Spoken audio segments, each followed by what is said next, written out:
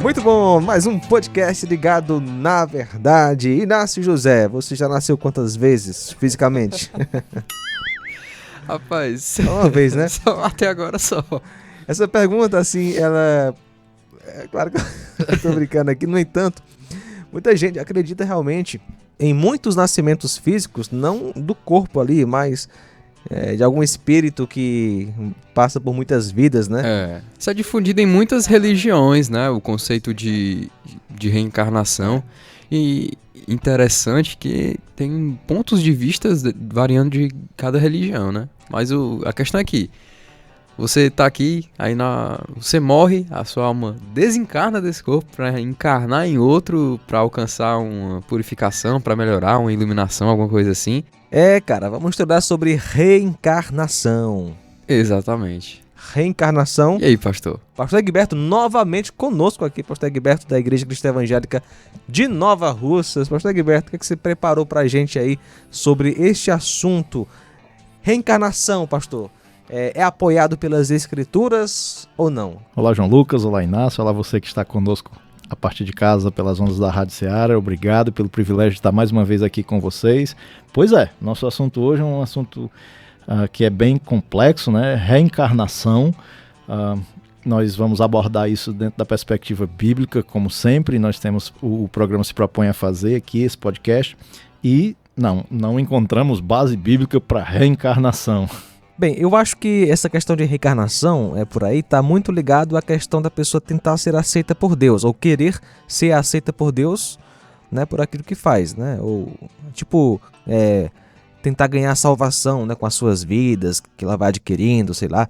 O que vocês acham? Depende da religião da pessoa, porque, por exemplo, no budismo não existe o conceito de Deus como nós temos a certeza. É outra coisa. E para eles lá tem outro sentido que é semelhante aos outros, mas não necessariamente ser aceito por Deus, mas sim alcançar uma iluminação. Até onde eu consigo me lembrar. Aqui no nosso ambiente da cultura brasileira, talvez o que se entenda um pouco mais sendo abrangente da questão da reencarnação é o que nós entendemos sobre o espiritismo, né? As crenças baseadas no seu fundador, o Allan Kardec, mas na verdade Allan Kardec foi meio que um organizador das ideias para inserir isso dentro do ambiente do cristianismo. Mas essa ideia de reencarnação ela é bem antiga, ela já vem dos egípcios, do pessoal do Oriente Médio ali já trazem muito nas suas crenças essa ideia da reencarnação, que fala o quê? Que a vida não é só uma vez, você não vive só uma vez, você ter a oportunidade de viver várias vezes, passar por um ambiente aqui terreno várias vezes, e você vai melhorando a cada vez. Cada situação que você passa aqui nessa terra, parece muitas vezes aquele meu filho, ele gosta às vezes de jogar no celular um joguinho que tem vidas, né? Você morre e depois volta de novo para jogar de novo. E como isso é carregado de engano, né?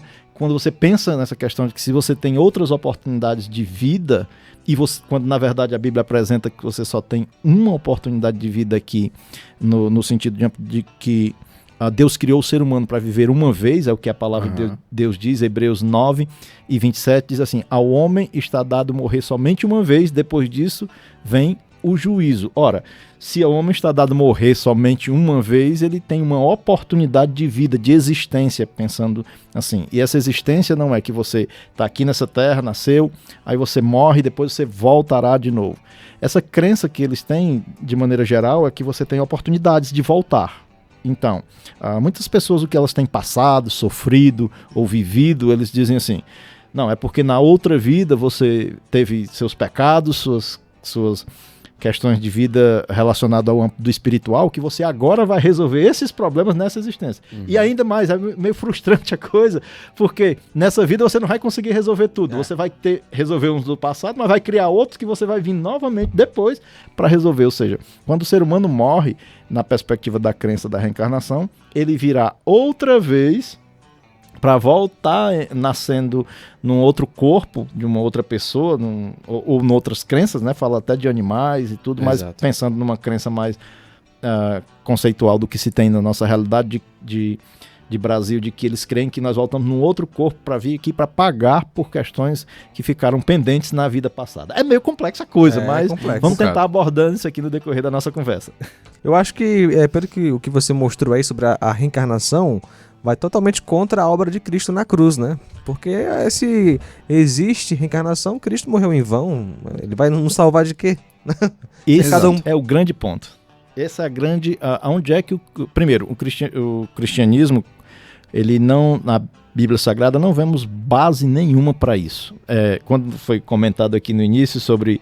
Logo na introdução sobre quantas vezes o Inácio nasceu e ele disse, eu nasci só uma. Eu fiquei preocupado, eu disse... Fisicamente, fisicamente. Porque, na verdade, ele é para ter nascido 2 vezes. Uma fisicamente e uma espiritualmente. Uhum. É um dos textos que é mal interpretado e é abordado na perspectiva da reencarnação como um dos textos de que o ser humano precisa nascer de novo. Uhum. Mas assim como Nicodemos não entendeu direito, também os reencarnacionistas... Não consegue, né? Reencarnacionistas, eles também entenderam errado o que Jesus estava falando sobre nascer de novo ali. Algo que tende a se assemelhar mais a essa interpretação distorcida é a questão de que, beleza, então eu devo viver minha vida de qualquer jeito aqui, já que eu só vou viver uma vez aqui, então eu posso viver de qualquer jeito. E também, dentro disso, eu posso viver de qualquer jeito, e esse viver de qualquer jeito, pelo que nós podemos observar na humanidade, a humanidade está cada vez mais piorando por conta da natureza pecaminosa, que é uma questão desconsiderada por eles. Ou seja, o que nós estamos passando aqui não é culpa da natureza pecaminosa do homem, é culpa de questões mal resolvidas na vida passada. Anterior. Mas pensando na perspectiva bíblica do ser humano como pecador, nós podemos ver que a sociedade está como está por conta do pecado.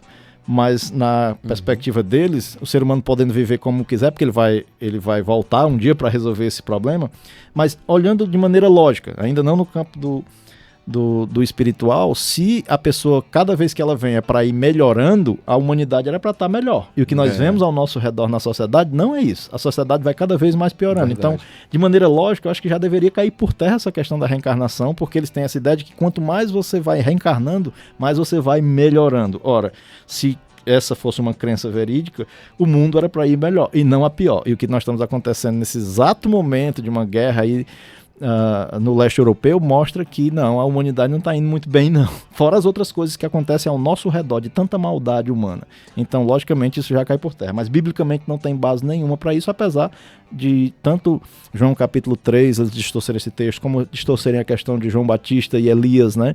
Que eles querem dizer que João Batista é uma reencarnação de Elias, porque o Senhor Jesus falou sobre isso, que esse mesmo, falando a respeito de João Batista, que este mesmo é Elias, por conta da profecia que havia em Malaquias, de que Elias viria novamente. Elias já tinha passado, uma pessoa que já, quando fala, Malaquias fala a respeito de Elias, que é uma figura que já tinha passado por essa terra, e uma das questões que diz que ele seria João Batista seria uma reencarnação de Elias, cai por terra porque Elias não morreu. Então, se é quando morre e volta, Elias nem morreu.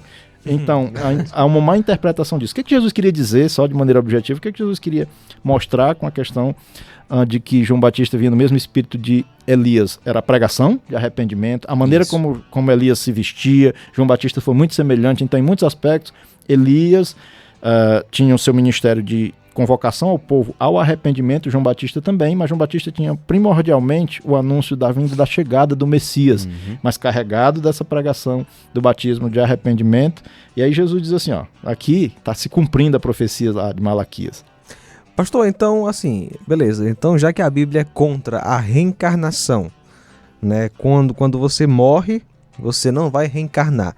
Quando o ser humano morre, vai para onde? Aí o texto que você leu mencionou juízo. Explica pra gente aí, pra quem tá pela primeira vez, né, ouvindo esse assunto. Beleza, então quando eu morrer eu vou pra onde?